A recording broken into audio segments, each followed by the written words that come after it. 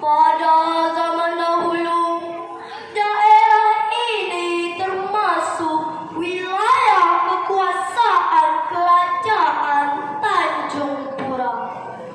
Di Kartapura, di bawah pimpinan Mu'azzidin. Tepatnya sekarang berada di Sejemu atau Tanah Merah, dekat Desa Muara Kayong. Sekitar abad ke-17, Pangeran Iranata bersama sanak keluarganya dan kaum kerabatnya pernah bermukim di Balai Nyabut. Beliau adalah putra mahkota Penembahan Giri Kesuma, yaitu Raja Tanjung Pura yang kelima. Dilakukannya hijrah karena ada perselisihan paham antara Sultan Muhammad Zainuddin yang pada waktu itu berkedudukan di Matan. Bersamaan zaman itulah, sekitar 300 tahun berlalu, kisah sepasang suami istri berikut terjadi dengan judul Tidak Usul dan Periksa. Hari masih pagi, sang surya masih bersembunyi di balik bukit. Puncak bukit Sembelangaan diselubungi embun yang perlahan-lahan bergerak diburu angin timur yang sedang berhembus di saat itu. Dari kejauhan, tampak asap api mengepul dari bumbung sebuah pondok ladang. Keberadaannya di atas lantai di lereng bukit Sembelangaan, tepatnya bernama Balai Nyabut. Konon disinilah bermukim sepasang suami istri. Mereka baru mendapat anak pertama laki-laki setelah 3 tahun melaksanakan pernikahan.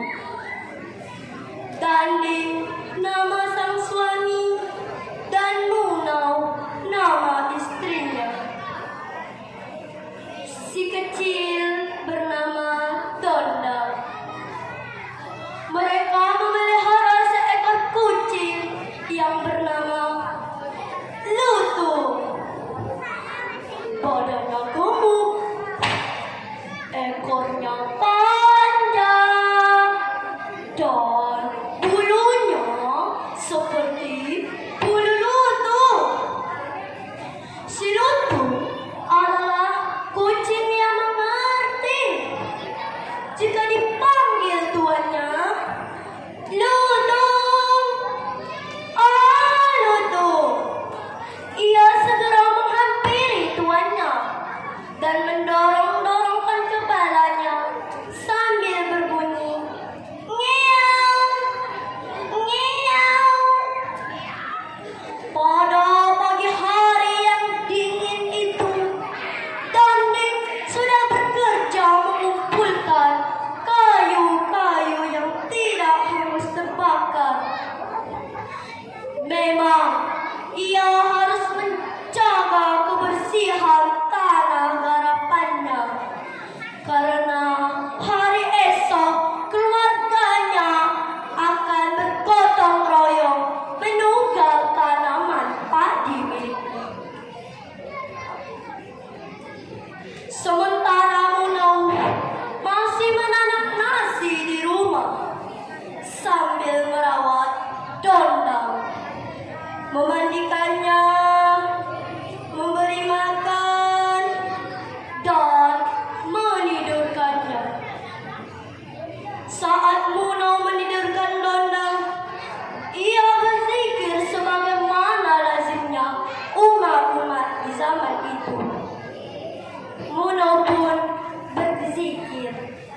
La ilaha illallah Muhammadur Rasulullah.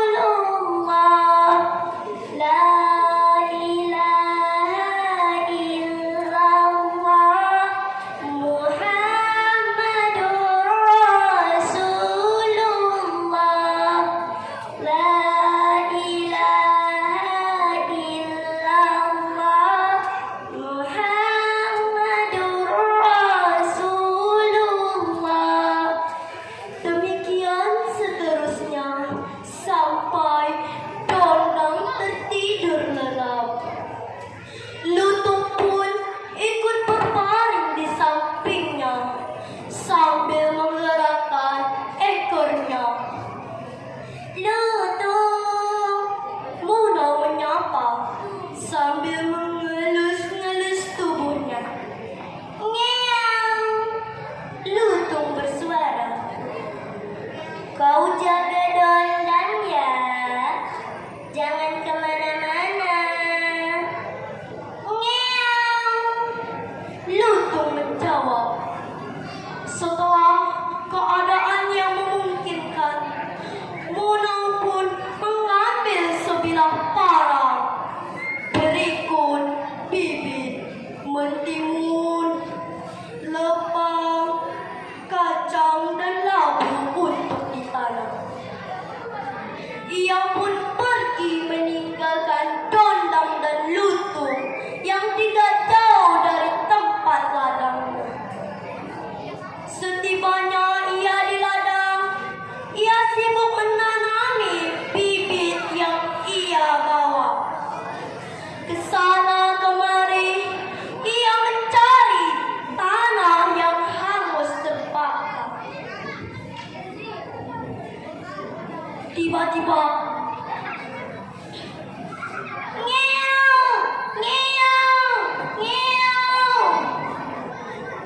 Lutung datang dengan terseok-seok melewati tunggul-tunggul kayu di mana tempat tuannya berada. Muna dan Danding terkejut mereka berdua melihat Lutung. Muna menjerit setelah melihat Lutung berlumuran darah. Kemudian Muna berlari menuju pondok ladangnya. Setibanya ia di sana, sekali lagi ia menjerit karena melihat seekor bangkai ular tedung tembora.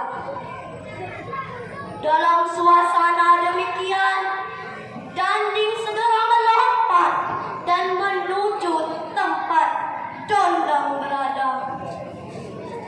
Melihat tuannya berlari, Lutung menunggu sambil bersuara. Ngeong, ngeong, ngeong. Setibanya Danding di dekat Lutung dengan nada yang marah dan kesal, ia berkata, "Dasar kau Lutung, sia-sia aku memberi makan kau selama ini. Rupanya kau gigit ya Dondang." Sekali lagi ia berkata dengan nada yang agak marah, "Pergi kau Lutung, pergi, jangan pernah kembali lagi, pergi." Sepeninggalannya Lutung, ia pergi menjauh sambil bersuara, "Ngeong, ngeong, ngeong." Danding segera mendatangi anaknya di rumah. Setibanya ia di rumah, ia kaget melihat bangkai seekor ular. Muna dan Danding dapat